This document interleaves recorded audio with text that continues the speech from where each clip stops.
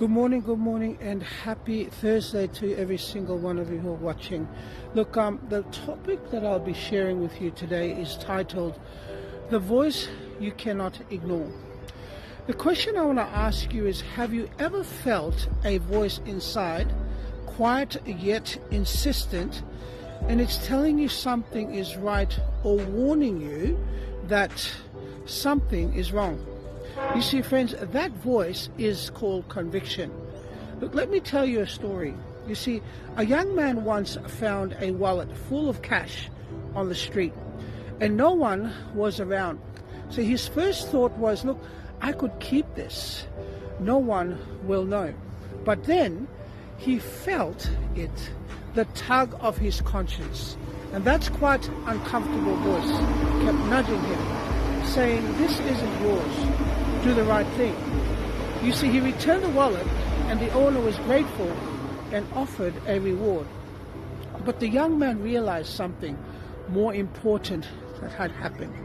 You see, conviction had protected his integrity and shaped his character and strengthened his courage to do what was right, even when it was inconvenient. You see, friends, conviction is like that. It's not guilt, it's not fear, it's God's Spirit speaking in your heart, guiding, shaping, and transforming you. You see, friends, it's the internal compass that tells you this matters, this cannot be ignored. You see, John the Baptist felt conviction so strongly that he confronted Herod about his sin, even knowing it would cost him his life.